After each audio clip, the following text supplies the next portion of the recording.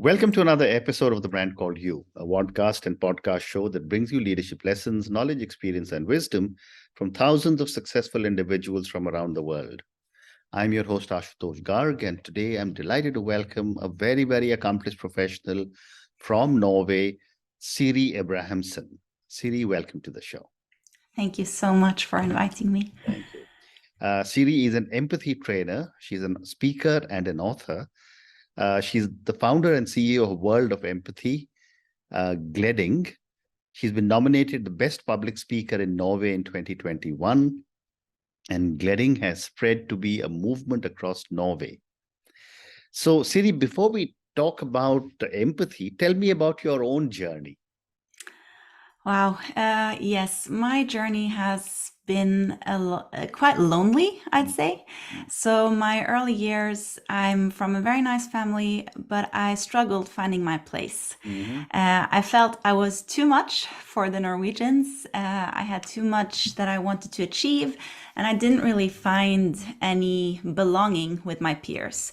So until I was like 17, 18 years old, I mostly spent my time playing tennis. Traveled Europe with that, and found a sense of happiness in that. But after I started with coaching, sports psychology, always been very interested in people and why we connect the way we do, and who becomes friends and who doesn't, and who's excluded and why. And then I became a mother very early. I married early, had three boys during my 20s. And I think that really changed my perception on what's important and what's not. Oh, wow. So that's my journey until today. I started my own company in 2014.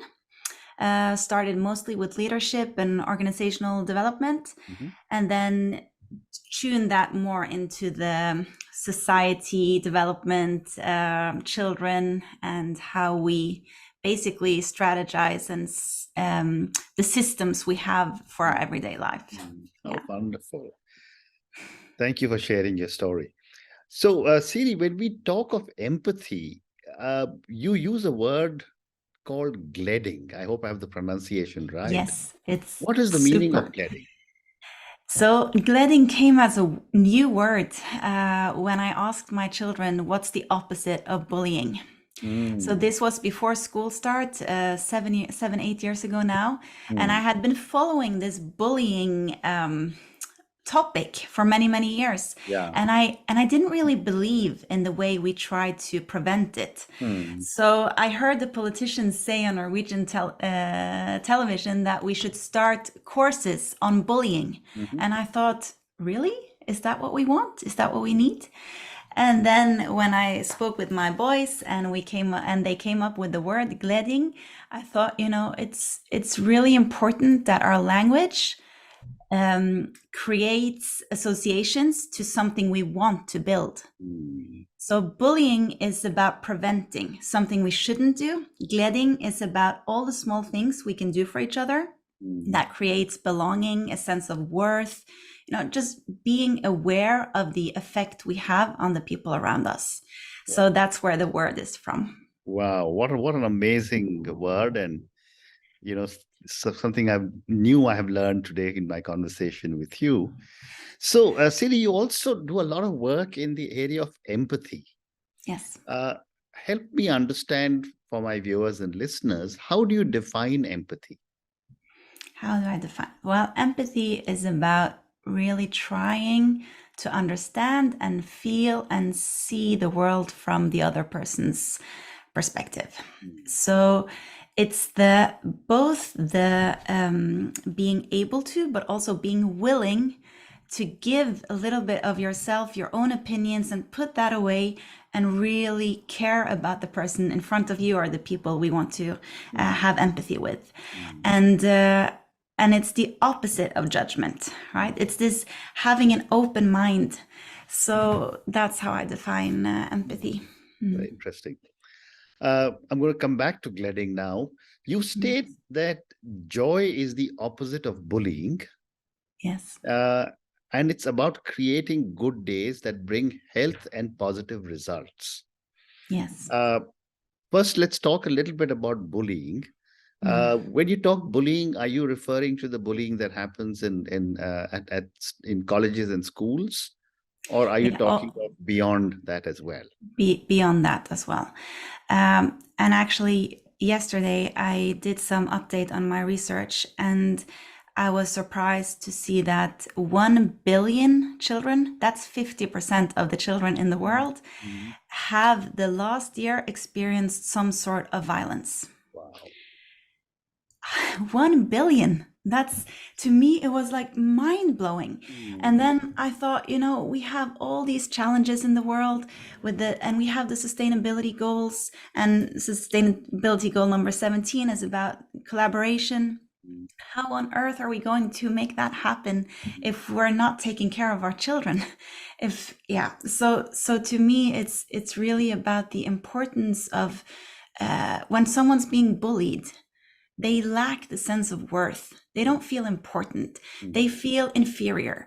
And what happens during early years is, if this happens frequently, it sticks with you for life. And that's why I'm so into the first decade.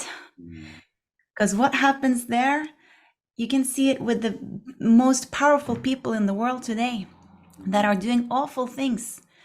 They often have one thing in common, and that is that they did not have nice people around them in their early years. Well said. Yeah. So it makes me I really want to fight for this. Absolutely. I think it's phenomenal. And yet, I remember when I was in school and college, bullying was something that was seen in a positive sense, because that was one way of integrating new people with a given culture in that particular college. But Yes. sometimes we would take a negative situation. And it's the Yes. negativity that used to create problems. Yes. And in India, we have a law or legislation against bullying. I don't know if that exists in other parts of the world, but it would become a very, very serious problem. And then what Yes. would happen is a young person would get bullied in school or college, and then he or she would do the same thing when they became senior. So I completely agree with you. But it started, I think, initially as a way to integrate a young person, and then it took a negative dimension. Yes. But Yeah. I wanted to ask you if you can give me some examples of how your efforts of bringing healthy and positive results is working. Yes. So, for example, in Norway, now we have in kindergartens and schools, they create groups of children that go out in their neighborhood and they do something positive. That can be to collect trash. It can be to go to the senior center and visit the elderly.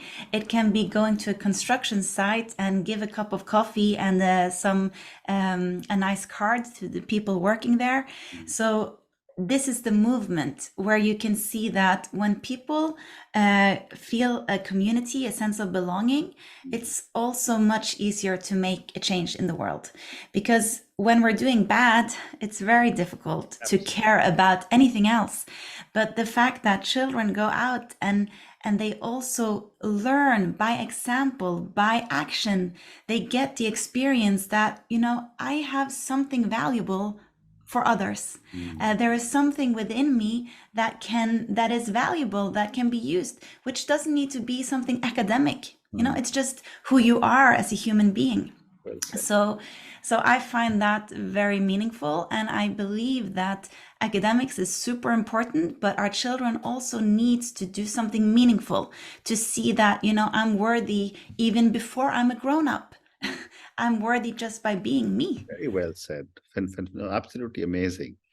And another form of bullying is also racism. And I think that is something that is seen all over the world. Yeah. What are your thoughts? Yeah, I become so sad every time I see something like that. And actually, I had an experience myself being on a bus, a shuttle from an airport to a conference, where I, as a white person, get to bring some food on the bus. and the driver was quite he was okay with me. And then there was a black woman coming behind me, and she wasn't allowed to bring the food on the bus. And he spoke to her in such a rude way. And I thought, this is everyday racism. And I took the number of the bus and I found his name and I sent an email directly to the company. But and also she didn't join on the bus ride, and I didn't get to speak to her, so she didn't get to know that I tried to do something about it. And I felt so sad because she of course felt the racism, and I thought, this happens all the time. And it's really, really sad, and we need more people to stand up and show that this is not accepted whatsoever. But I also feel that I'm very small in this, and there's so many things I don't know. So I really want to learn more about what I can do, what we can do, how we can create more oneness. We are one human race. Absolutely. And yeah. Amazing. And when you talk about, Siri, your dream to create a global empathy concept for children, Yes. families, workplaces, and communities, Mhm. what do you mean, and how are you planning to achieve this? Because it's an amazing dream that you have.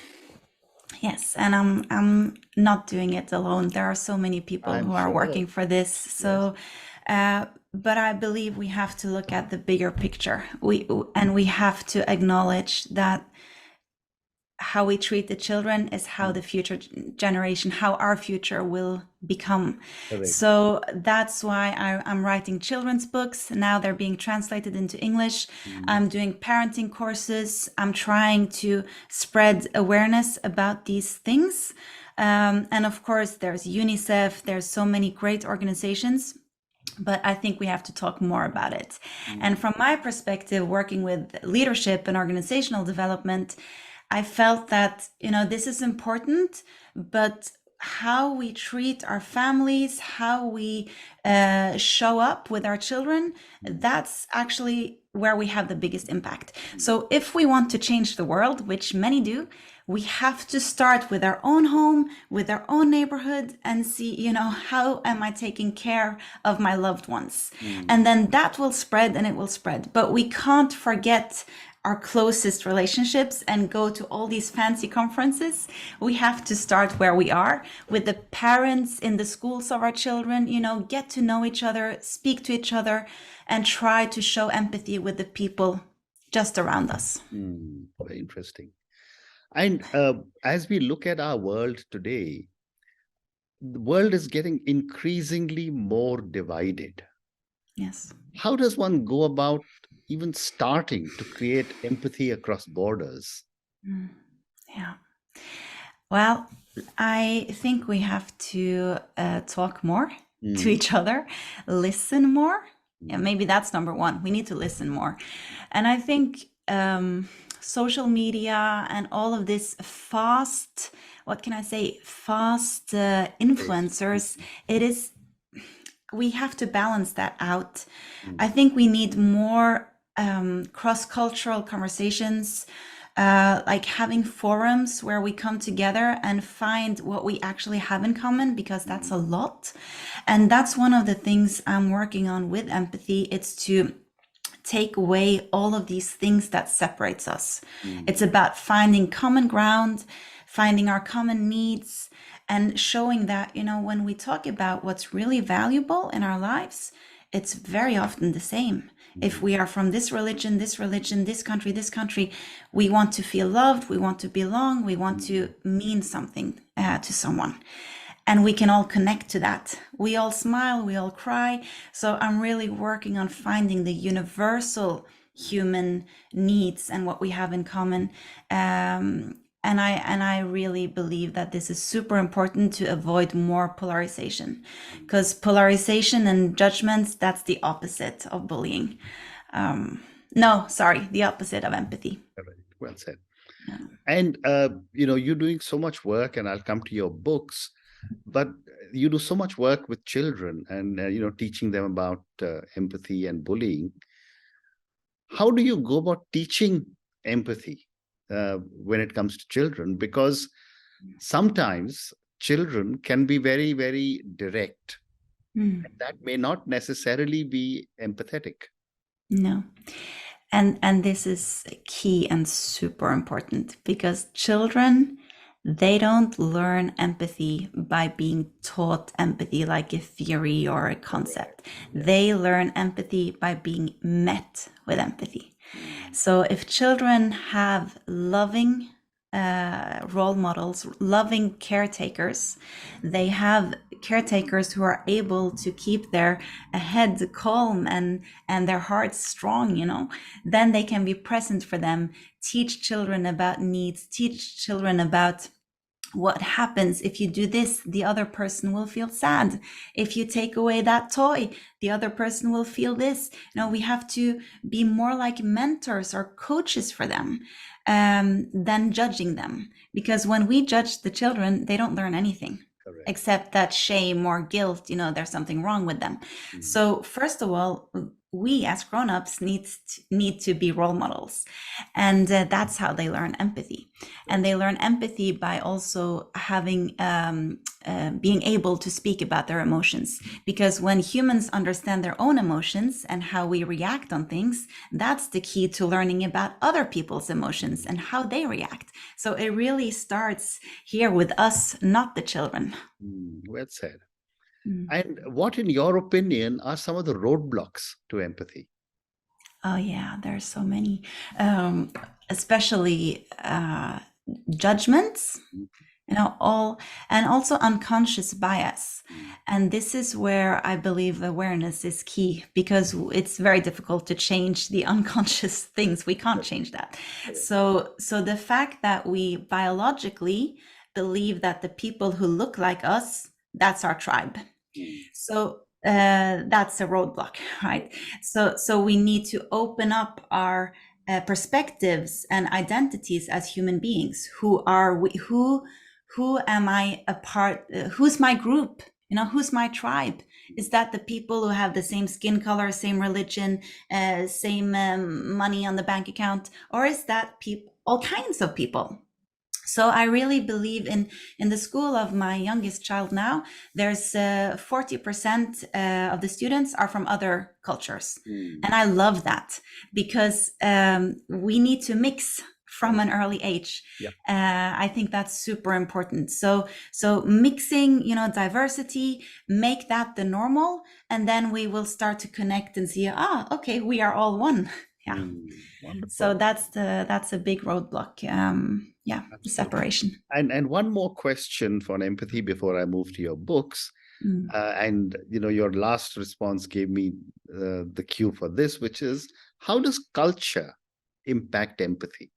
Because some cultures in the world are very accommodating to people around them. Some cultures in the world are not accommodating, and they're very clear that it's our way only. Yes. How does culture impact empathy? That's such a big question, huh? I don't know if I can answer that quickly.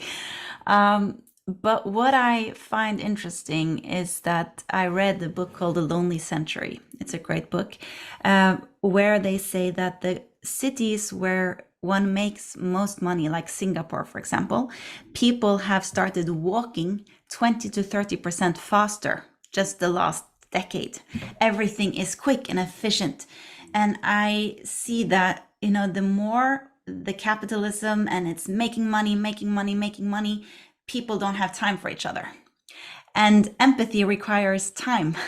So I think we have to look to the cultures where it's more slow living, where you actually have time to visit your neighbor, like the 5 blue zones in the world where people live the longest. What do they have in common? Well, they have in common that there is a community.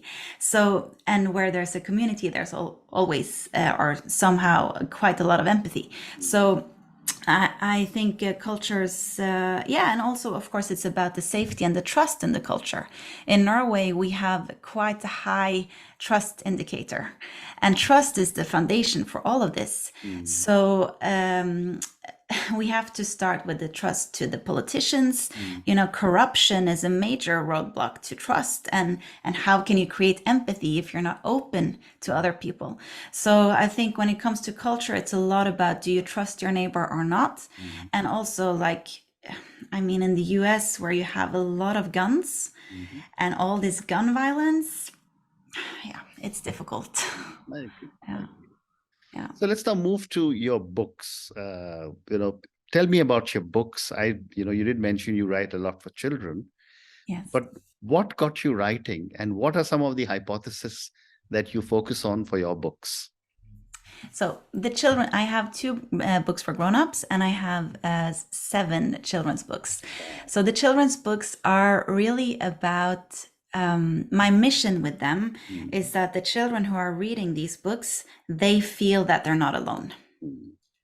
So I want all children to feel that, oh, there are other people in the world who has also felt these things. Mm. That means I'm okay, and it will be okay. Mm. So I have the 2 characters, Lucy and Wilmer, Mhm. and they create the Gleding Patrol, and they have found their superpower, which is about making other people feel seen, heard, and appreciated. Mm. So that's the core essence of the children's books. It's about empathy, it's about emotions, it's also about mindset and how we deal with failure. So I'm trying to think about all the leadership skills that I learned at school and that I was training people in. I'm trying to see which of these skills can be taught earlier to create resilience so that children can deal with the world on good days and bad days. And then I have a parenting book, which is really about self-awareness, because parenting is more about the parent than it's about the child. So it's about creating awareness around your own childhood and understand, why are these my triggers? What are my values? What's important at home? And things like that. And then I have a last book that is more like a gratitude journal and a self-leadership book. So I really believe that we need tools that are not always on the screens. Mm. So that's one of the drivers to create more books. Wonderful. And are these books in English? Yes, I got the translation yesterday, so they will be out in English within a month. And they will be available on Amazon, I'm assuming. Yes, and also the gleding.com website. Okay, so I'm going to ask all our viewers and listeners to go and check out the books written by Siri Abrahamsen on Super. Gleding.com and, of course, on Amazon. I will go and check them myself. Thank you so much. Siri, my last question to you now, and this is for the many, many people who will listen to our conversation.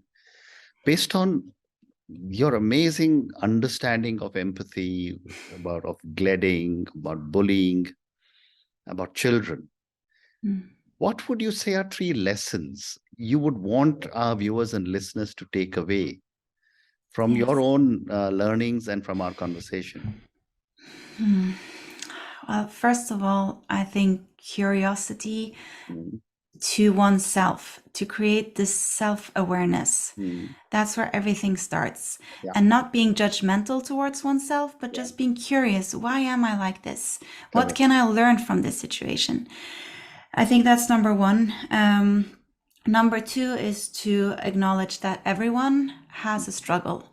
Life is uncertain, it's full of pain, it's constant work. So I think this can also be a fundament to create more generosity. To give this goodwill and think that most people are really doing their best. Sometimes we screw up, but let's be forgiving. Let's try to tolerate and see that, everyone has something. And the third thing for me is really how you can make a change for children, no matter if you're a parent or not. It's about, just that small smile in the shop, just giving children a friendly face, just this, giving them some sense of, you're worthy, you can master something, you're important. I think we can do that on the bus, on the tram, wherever we are. We can give people around us a mirror that, we are friendly. We want the world to be a good place. And this happens in these small micro moments. Wow. Well said. And on that note, Siri, and your 3 amazing lessons about that, be curious to oneself, try and be as self-aware as possible. Second, you said was that everyone has a struggle. And if one starts to recognize this, this could lead to greater understanding. And the third one you said was make a change for the children. I think that's where our future lies. That's where the future of Earth lies, and the way societies will develop. Thank you so much for speaking to me about your own journey. Thank you for talking to me about your own pains when you were a child. Thank you for introducing me to the word of gleding. I had no idea till I asked you this question. Thank you for talking to me about empathy, about bullying, about racism. And finally, thank you for talking to me about your books. Thank you again, and good luck. Thank you so much. Thank you for listening to the Brand Called You videocast and podcast, a platform that brings you knowledge, experience, and wisdom of hundreds of successful individuals from around the world. Do visit our website www.tbcy.in to watch and listen to the stories of many more individuals. You can also follow us on YouTube, Facebook, Instagram, and Twitter. Just search for the Brand Called You.